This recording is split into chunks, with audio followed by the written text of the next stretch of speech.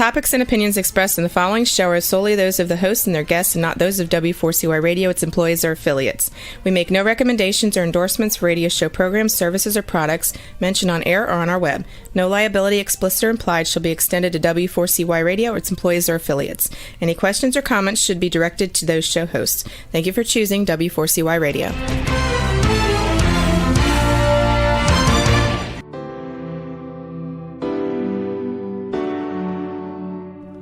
Welcome to the Legacy Leavers series on Success Secrets Exposed. Tune in live every Tuesday at 7 p.m. Eastern Time or Wednesday mornings in Australia on W4CY Radio and Talk4 TV. The series showcases experts, changemakers, and disruptors leaving a lasting legacy with those sharing their wisdom with the world.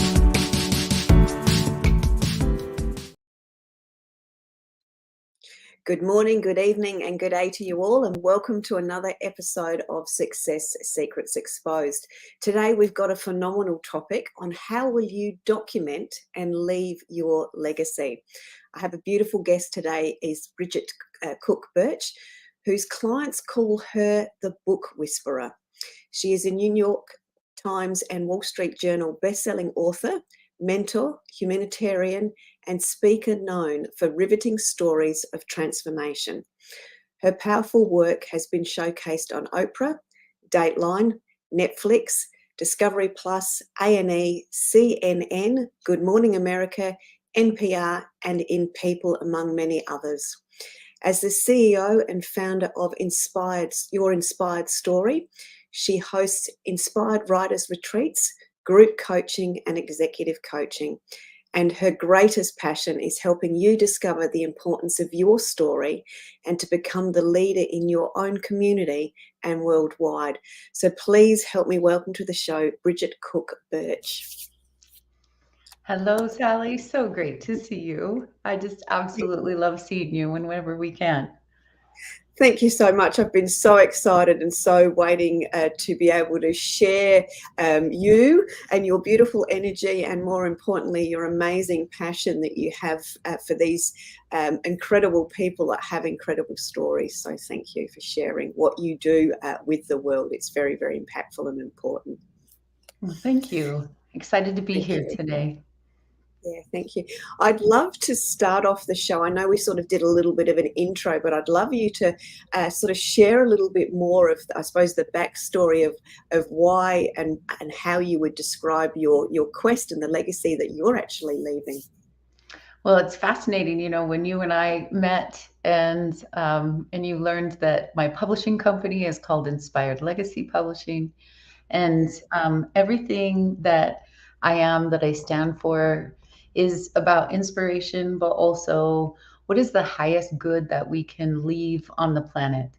And, I have seen so many people struggle from day to day to day, and they just live on this singular timeline of survival, not wanting to have any more pain, but therefore they don't reach for their dreams either. And there was a time when that was me. And I found myself as a college student working 3 jobs, and I was going to school, and I ended up becoming very ill with ulcers in my colon and fissures, and created sepsis. I ended up in the hospital listening to nurses in the corridor saying, she's just not going to make it until morning. And I had a very powerful presence that filled my room and let me know that I was being given a second chance at life.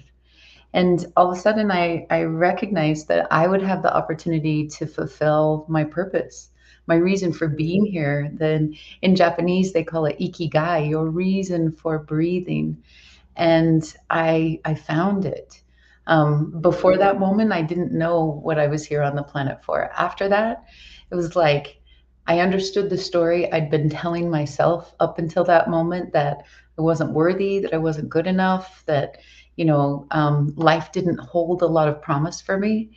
And after that, it was like, oh my goodness, life holds so much promise for all of us.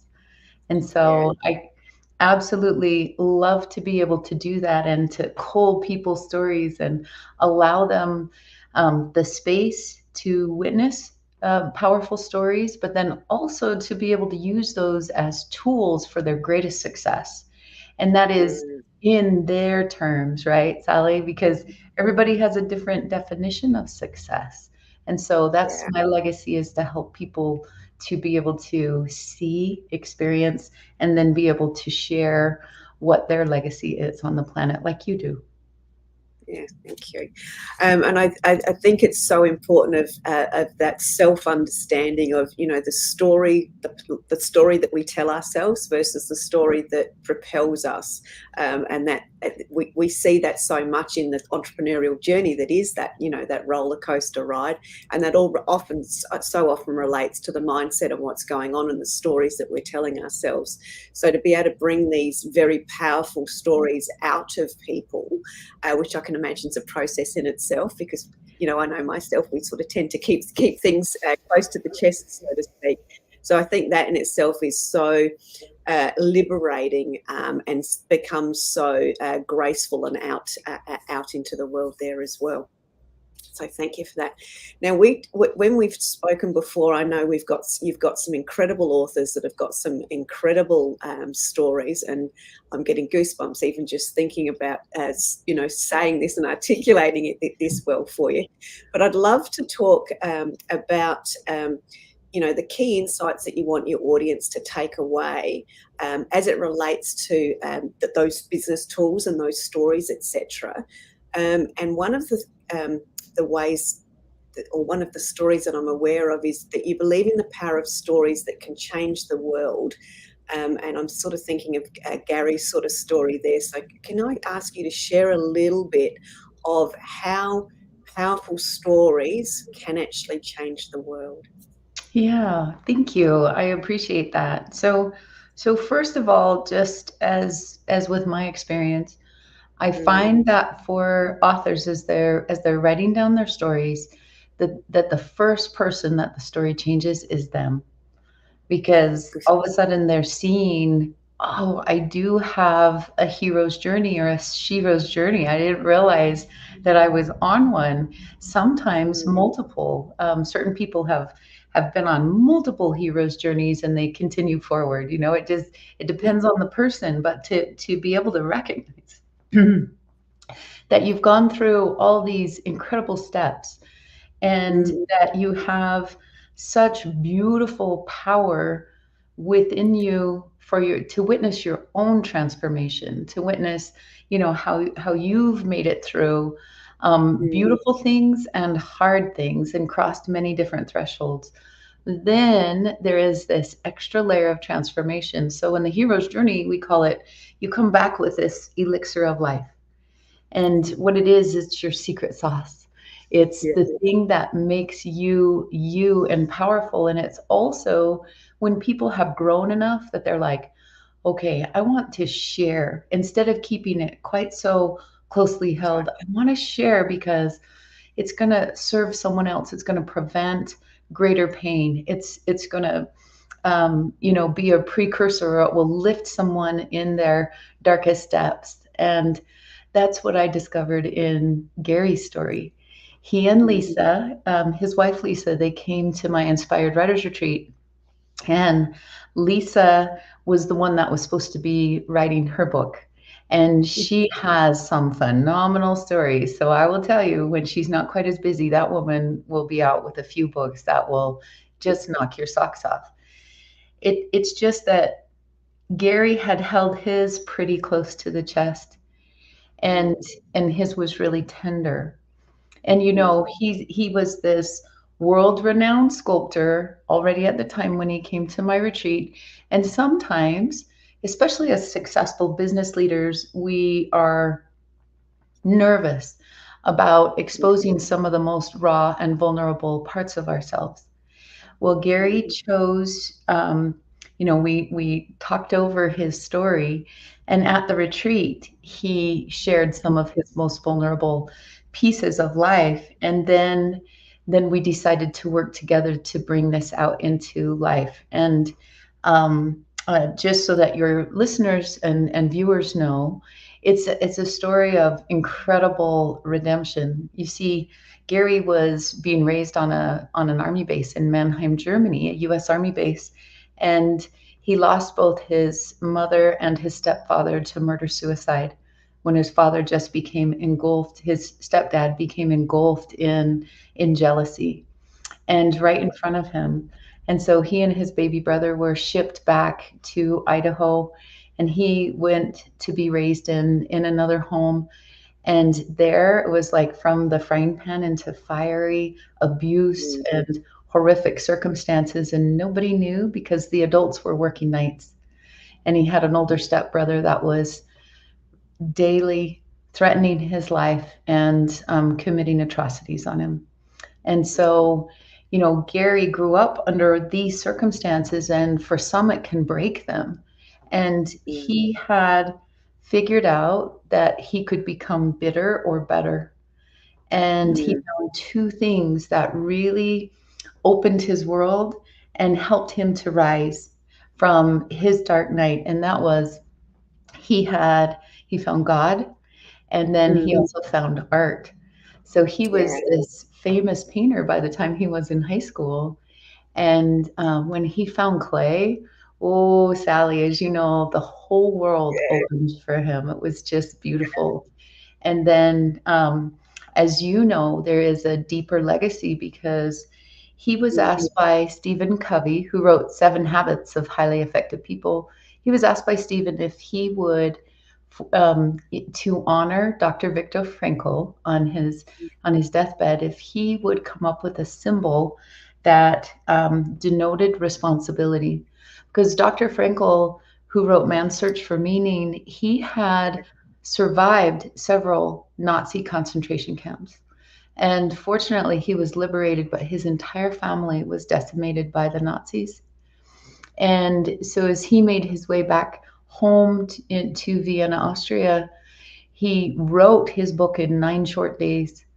And it involved so many of the experiences that he'd had. But later he added to that book, because he loved the United States, and he would come and speak here. And he would tell the students, he would say, you need to have a statue of responsibility to bookend the Statue of Liberty, because you cannot have liberty without responsibility. And Gary was chosen to create that symbol. So, as you know, it's so powerful. Incredible. And those stories of that becoming more, and the element that you talked about is that as individuals, we often forget the integral little tiny steps that lead us there. The journey as such, we go, oh yeah, that was good, and we forget to almost celebrate the small steps and the successes that we've had along the way. And when you read somebody else's powerful story, and this is what I've experienced with reading Gary's story and many of the other books, is that you actually go, oh my God, you can see their journey, and it actually helps you see your own journey. So you do have your own sort of little mini transformation in the process of witnessing somebody else's. And that's what I find so exciting about the work that you bring to life through your authors, etc. as well. So thank you. Thank you. Yeah, and there's also you've also talked about how does writing help us get in touch with the legacy and that lasting contribution. And I think there was a story from Lindsay around how that person got in touch and then started to create their legacy and what they wanted to contribute to the world. So can you share a little bit about the work that you do in, helping people actually get in touch? I imagine in my own person, it's unpacking the, unraveling the onion skin almost to get to the juicy bits. I understand. And I love the juicy bits because I talk about writing juicy, which is, getting in touch with all the emotions and the body language, but also all the senses, so you can immerse people in your experiences. And, they may not still think about the world in the way that you do, but they understand why you do. And so it's incredibly powerful. And then when you go through transformations, then as you mentioned, the reader can see their own inside that story. And to me, that's a remarkable gift to give. Gives me goosebumps. Yeah. Yes. And, it's fascinating. They have done a lot of studies on the power of writing on your brain. And Mm. two things happen. One is that, especially if you have survived any trauma, and if you've lived on the planet for a while, you probably have experienced certain forms of trauma in one way or another that, every human does, and some more Mm. than others. But it helps you to move the how you respond to things from being in the moment, being triggered, which is why a lot of us hold things close to our chest, to Correct. being the observer. And suddenly Mm. you have power over your story instead of your story having power over you. And Yeah. recently there has been even more studies done on the hero's journey. And one of the things that they're finding is that if you write your story and you allow yourself to go through those epic steps, you see more value in what you have done and survived and brought to the world. But what's so beautiful is that you are happier.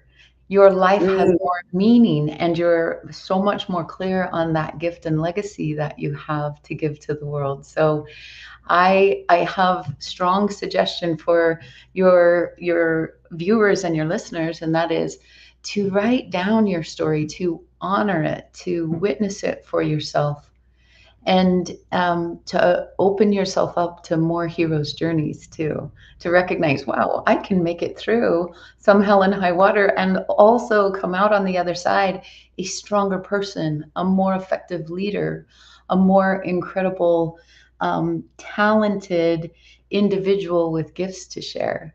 So Mm. it's a beautiful process, and one that ought not be negated. Yeah. And I there's a couple of things that come up for me is that through reading other people's stories, you actually have the courage to continue or start another new adventure for yourself, and that witnessing process actually puts you in the word that came up for me when you were describing it was puts you in a place of grace or Mhm. acceptance or gratitude or whatever it is, but it feels like a very graceful stage, which is that sort of almost that the superwoman where you sort of suddenly put on the cape and you're able to go again, which is beautiful. So just tell us a little bit about Lindsay Coleman's story and how you worked with that person. Yeah, Just so I met Lindsay at another retreat, and yeah. he had survived through several cancers. He was supposed to lose one leg and then the other, series of accidents and other things that happened. But he always had like this kind of brute mentality of, I'm going to make it through. I'm going to survive this. He also had this magnificent skill that a lot of your successful business leaders will have, which is the ability to have an intention for something greater. And he could visualize success in so many areas of his life. And so, when he was on chemo, he's supposed to be emaciated and dwindling away. Well, he would wake up at 2 o'clock in the morning and he would take these 2,000 calorie shakes, and he'd hit the gym in the morning. And people could not believe how Lindsay could survive these things. And so he grew into being quite a powerful business person. And one of the things that he did experience was that he and his wife were like married singles, and that they had rather drifted away from one another. They were just, busy doing their own thing, and they still cared about each other, but, they weren't really strongly connected. And then Lindsay contracted a disease called ARDS. And it's kind of like what happened in the early stages of COVID, but it created some horrific pneumonia-like qualities in him. And he was in the hospital, and he almost passed away about 4 times. Now, while these things were happening, he was also having out-of-body experiences. There was a time when the doctor did resuscitation on him, And his wife had gone clear around the corner of the hospital in a small corner with her sister so that she could sob because they thought they were losing him. And he had left his body for a time, and when he came out, he was able to tell her about the conversation and what the doctor said when he came and said we were able to save him. And so she's just in awe. But in the meantime, because of his health situation, he did have to go into a coma for about 6 months. And many of the doctors and the nurses were trying to get his wife to say, you know what, he's not going to have a quality of life. You should let go. You should take him off life support. And she said, you know what? You don't know Lindsay. You don't know Lindsay. And this is between him and God. And I will tell you, if he wants to survive, he will. If it's his time to go, then we'll know. And he survived. The amazing thing were all the lessons that he learned while he was in this state. He got to talk with his his uncles and his father, and they had all passed away, but they shared a lot of wisdom with him. And when he came back, he knew things that he ought not know, in our terminology, right, in everyday life. But what was beautiful was he came back, he survived, he got stronger. He's withstood several things since then, but everything he learned, he has been able to apply to business, to life, helping people get into homes, helping people to expand their businesses or start a business, helping people to do extraordinary things that they never thought would be possible.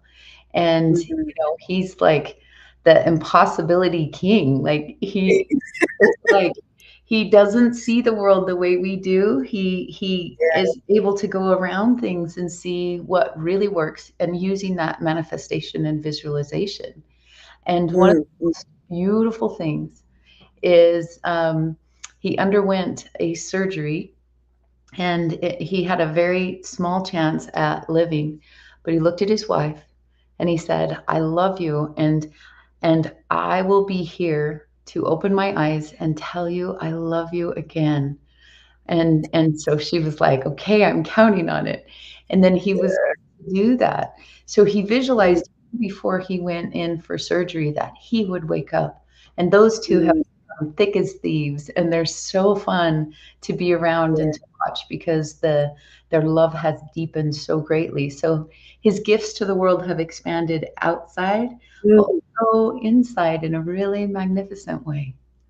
Yeah, and as you said, that power of intention obviously was very, very strong in him. But to be able to capture all of the other collections of inner genius and be able to bring them back and share those gifts with the world, what an incredible story! And I can only imagine what the energy is like, and the excitement, and the ability to want to jump into the next quest and the next adventure with working with somebody and being around somebody like that, helping, I suppose, almost transform the belief that he has because of his experiences into other people, which is, what a great story and a great outcome is, isn't it? It's part of that legacy, transfer it across. Exactly. Beautiful. Yeah. One of the other things that you talk about is the beautiful and the juicy, the bride, and I imagine going on that journey for somebody that's had a lot of trauma, that trauma to triumph story. There's a lot of deep emotions, as you've expressed when you were talking about Gary, etc., to come out. How do we give ourselves permission? And how do you help your authors give themselves permission to actually uncover that stuff? And I imagine there's a lot of, obviously, a lot of trust in you, without doubt. And I hear that from your authors all the time. But there's also got to be a deep trust in yourself to be able to be a part of that. Mm-hmm. And most of the time, and most of the time we don't start that way, not 100%, but we're going to dabble and we're going to try it. Yes. And Yes. then as we do, 9 times out of 10, we find, wow, that was quite delicious. Like, and it's very freeing to, especially when you have so many deep emotions that suddenly they're outside of your body being witnessed on a page instead of inside of your body.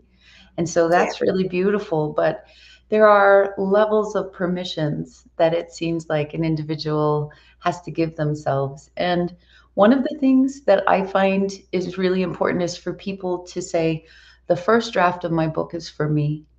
I'm gonna Mm, write it to figure out what I have to say.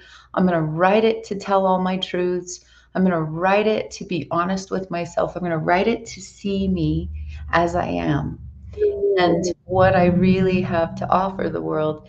And then when I go back to do the magic of the rewrite, I'm going to be thinking about the one person who can benefit most from this. I'm going to have an intimate conversation with them. And that way I know how much is important for them to know. I've already witnessed for myself, so I don't need validation from the world. But what mm, now is going to serve them? And so mm, let's just say if you've had, 10 extraordinarily tragic circumstances, well, you're not going to talk about every single one of those. You would talk about the 2 or 3 that changed the way you saw yourself. And, mm. whether that took you on a downward spiral or a rise, what it did, and then what you did to overcome it or to be able to see the truth of how strong you were. And so, Mm, it all revolves around what is that legacy, that elixir of life, and what are the most important turning points, the rises and falls in your story that can give that reader the breadth and depth of who you are. But it doesn't become mm. too drawn out or drag on or too dramatic, but it is just so powerful. And then they're like, I want more of you. I want to follow you. I want to be a part of your movement. I want to be able to be as passionate about life as you are. Like, I want more. And then they often will contact you to do business or to just be a witness to what you're creating in the world. Yeah, yeah, beautiful. Um, there's so much, and I couldn't. There's so much going on in my brain right now.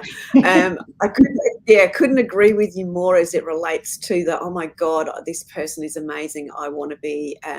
I want to know more about them, and you do have that depth of connection, which is what a legacy leaver has, where people go, oh my God, I want to be part of their movement. They might not have quite articulated their movement yet, but they're going to do something. You're on that quest, and that you realize through the reading that you want to be a part of that, that story or that quest as well, because there's something that resonates or aligns with you and you want to help lift up. So I think the beautiful thing I've experienced with working with some of the authors and working with you is that ability where you find the collective that actually helps continue and or fast track or amplify the movement or the passion in some way, which just I just find that incredibly humbling, but also very exciting at the same time. Me Yeah. too. Every day. Yeah.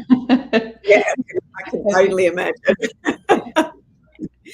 Now, there's one other story that you've got that you had mentioned to me, and I'm an ex-horsey girl, so this one had me at horse. So that was a story around it was Jason Palmer's story, and that had the racing career, and the element is around placing trust, and having had horses. And then not had horses for a while. And I remember going on a horse retreat with with Rory when he was little, not long after I'd gone through a divorce. And, like I'm the horsey person. And it was an exercise around trust. And of course, I'm still a bit grumpy, and it was so interesting because the horses would not come near me, and I'm a horsey person, and they usually always used to come up to me, but obviously that was where I was at. And I can look back on this now and laugh. At the time it was really I remember it being really frustrating because I didn't have trust in myself, so therefore the horses weren't going to not come near me. And Rory had not been around horses, and that he was in there, he was only little, and they were all coming up to him, and they were all playing, and they were actually playing like follow the leader, and going around. And it was just, again, extraordinary to witness, when you have that belief or trust in yourself, how horses in that particular example would come on the journey with you. So I'd love to hear a little bit more about Jason's story around the beginning with placing trust, and how that works with the legacy leaving too. Well, thank you for asking. Jason Palmer is an extraordinary horseman, but he didn't start off that way. When he was a young boy, he and his father and two brothers were, he had grown up quite poor, and they were gathering firewood, and his father had a chainsaw and was cutting firewood for them to throw in the back of the pickup. And Jason was anticipating every move of his dad and everything. But at one point, his dad, in just like an extra motion, swept too far around, and he caught Jason. And so Jason's, he had a horrific wound here, and it came within a very small, less than an inch away from a main artery, which would have killed him. His father had been ex-military, and he packed him full of snow and rushed him to the hospital, saved his life. And there was a doctor that was able to save his face to a degree. But you can imagine that for a while, there was a lot of horrific scarring, and the look of it, and his mouth wouldn't work right. And people treated him poorly. All the kids at school who a moment before he was really popular and everybody enjoyed him, and then all of a sudden he's completely shunned and outcast. And it was a horse. It was a relationship with a horse that brought him to be able to trust humans again. He was able to trust the horse. He was able to work with the horse. He eventually was able to show the horse and win a lot of awards. And it started him even on a jockeying journey. He's got a lot of adrenaline in his book called The Finish Line. But it really was like, what as a horsey woman is that they have gifts, and they could sense that he needed something that he wasn't being given, and they gave that to him. And later in his career, then he gave that back to horses. There were certain horses that no one believed in, and weren't being given the time of day, even if they came from a really beautiful pedigree. But he could train them, trust them, teach them to trust. And he was able to do phenomenal things, and still is, with these horses. It's amazing. Oh, beautiful. And isn't that such a beautiful word, trust? And it just, to me, that's the sort of the pinnacle where we trust ourselves to open up enough to start to the thought of, finding our own story, and then witnessing our story and being able to be in that observer, and then working out where the value is for other people. And then, and then that excitement comes in, and then you can see where you, as an individual who didn't perhaps think that you had a lot to share, can, significantly contribute to a message, to a movement, to a cause, to an enlightenment of the community with the messages that you've been able to that you've witnessed, but also be able to see and then bring to the world as value. Amazing. I've got one question that I always like to ask, and I know you found your question, your legacy, very, very early. However, so I'm curious as to how you'll actually answer this. What do you know now that you wished you'd known earlier? That it takes courage to be fully who we are. And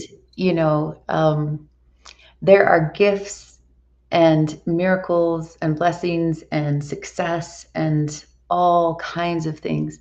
But we have a tendency to say, oh, that's possible and available for every single person on the planet except me. And it takes courage to be able to say, I can access those too. I can have the courage to take a look at my own story, recognize my story in other people's, give myself credit where it's due.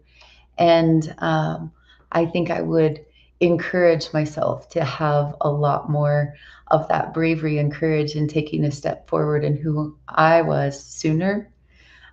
Yeah. And it's something I like to instill in people as, have them discover it from the inside, but as quickly as they can, because life just becomes richer, juicier, sweeter Mhm. than, anything. And in fact, do you know the chakra system? There's Yes, like I do. these energy centers. So, the root chakra is all about survival and tribe and safety. But just one chakra up from that in Sanskrit is called Svadhisthana. And it means the honey and the nectar and the sweetness of life. And it takes courage to go out of survival into thriving, into juicy Mm, relationships, into saying I'm worthy of receiving, money and earning great things and having success in what I term as success. And so I mm, think courage and just that giving yourself the gift of that nectar of life. mm. Yeah, beautiful. Thank you. And I'd love you to share a little bit more, also about how your inspired writers retreat work. And I've only had the privilege of seeing many photos, and you can, for me, as a witnessing just in images, because of course with the work that we do, I love a great image because an image tells a story to me, even if I haven't got any words written with it. But I see people in deep thought. I see people that are very highly connected. You can see the support in the room. They don't look like they're challenged. They possibly are, but they look like they are in that incredibly graceful, courageous space from the images that I see, even though, they might be deep in thought. So you've obviously created something extraordinary. So can I ask you to describe and tell the audience a little bit about what you do and why it becomes so powerful for your authors? Well, thank you. I'm very honored that you would ask. It has become just like my ikigai, my life's breath. I love it because we get these authors from many disparate situations, circumstances, backgrounds, skin colors, walks of life, religions, political points of view from all over the world. And Mm, we gather in a small group. It's like a microcosm of the planet, and yes. everyone begins to get to know one another and each other's stories. So immediately bonds start being formed because story has the power to do that in human connection more than anything. Mm, I also have lots of experiential exercises. So you see them writing, but there's a lot of juicy stuff that happens in between that mm, awakens the writer. We do lots of exercises you can't get in a classroom and certainly not over Zoom. So I love to be able to awaken those skill sets that a lot of people didn't know they had, and it affects their mm, writing for their whole rest of their lives. I love that. mm, And mm, we have exercises too that help us to overcome the three biggest fears that keep most people from writing their books. You see, adults, in terms of adults, like 9 out of 10 people think they have a really great story, whether fiction or non, that is mm. worth publishing, but less than 3% ever get it done. And so Wow. we bust past those fears, those belief systems, and we also spend a full day on the business of your book because, as you know, to be successful, you need to be able to navigate those waters. And there's so many opportunities to publish these days and so many different Mm, ways that you can do it. It depends on if you're a speaker, a coach, a healer, a business, director, like all of these different questions have different paths that can serve you better. So I love to intertwine left brain mm, and right brain activities, a lot of group activities, but then time to go and actually get things on paper, write down, witness some things for yourself. And then we have some sharing and we have a lot of celebrating we do. And mm, people really, they go on their own hero's journey when they're working on a book. Entering that retreat is like a hero's journey. It scares the heck out of people. And come Sunday, our last day, our last morning together, they have a hard time saying goodbye because they have, let down their walls and really gotten to know one another. It's extraordinary. I Mm. witness it, right? Like I get to facilitate it, but they're the ones that do the work, and it's just powerful to witness. Yeah. And that's, you've said a couple of things there that really bring out the words of what I've seen just in photos. And that is, I can see that everybody has a spark in their eye. And you've just given me the word of what I've seen when I've seen them all in arm, all arm in arm, where they're obviously celebrating something, or that coming together, and there's that incredible bond which you can see.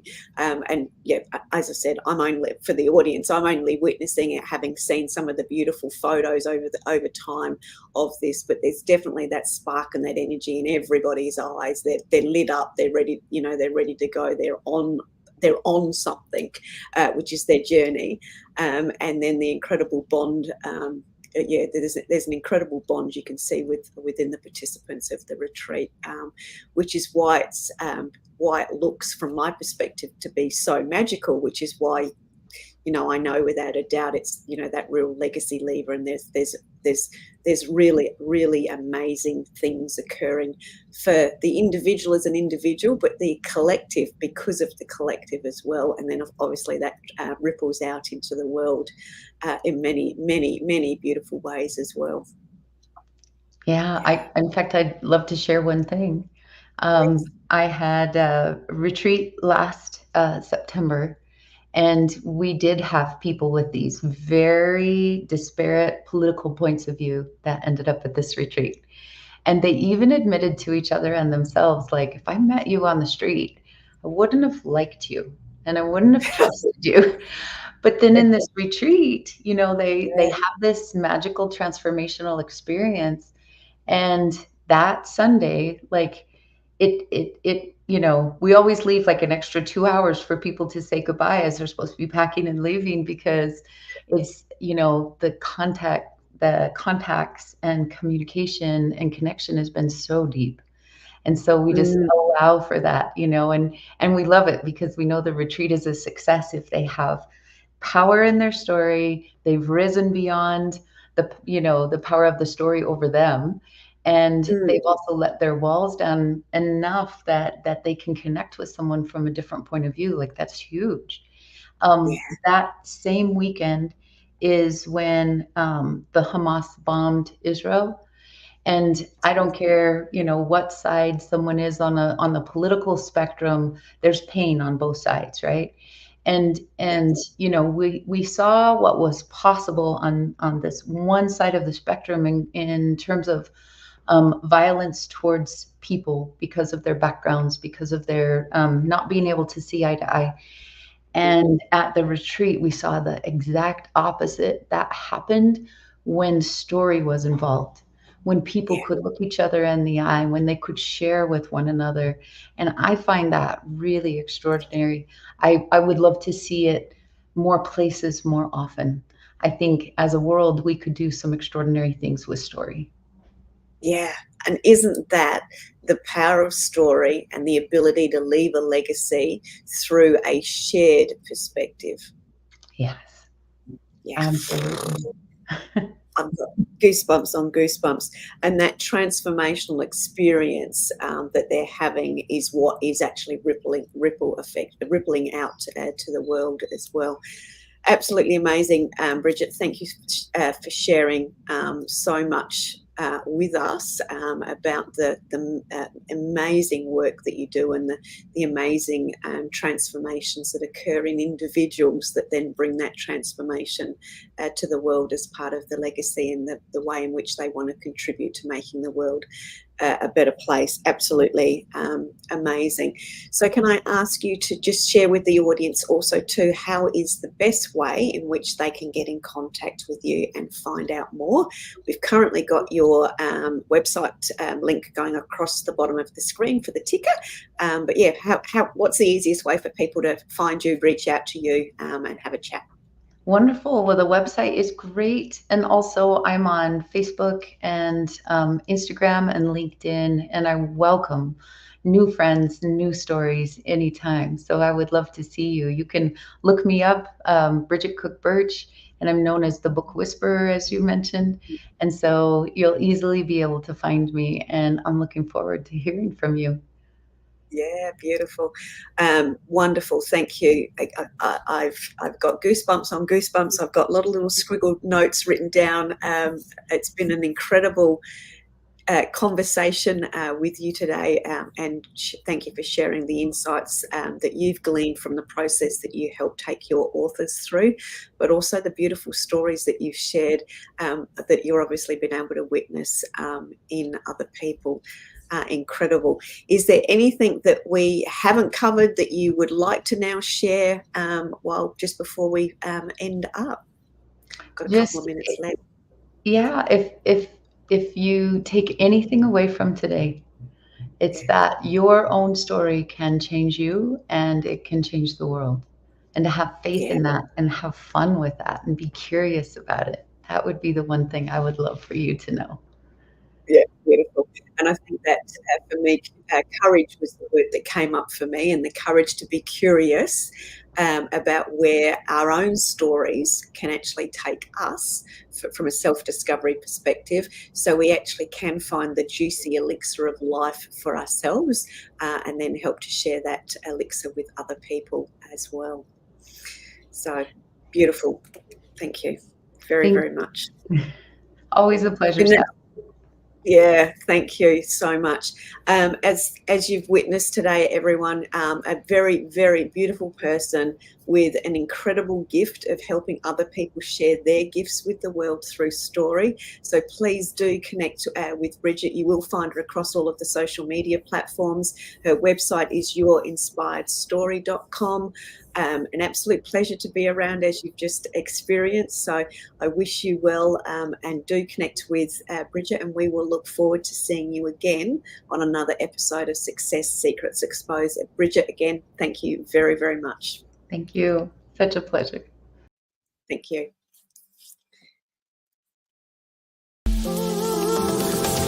Remember, if you want to be sought after and sold out, as well as being known as the obvious expert in your industry, you need to speak with Sally, our host of Success Secrets Exposed. Sally is the founder of Monetize Your Content, a done-for-you content marketing agency that helps you be easy to buy. See you next week on another episode of Success Secrets Exposed. Tune in live every Tuesday at 7 p.m. Eastern Time or Wednesday mornings in Australia on W4CY Radio and Talk4 TV.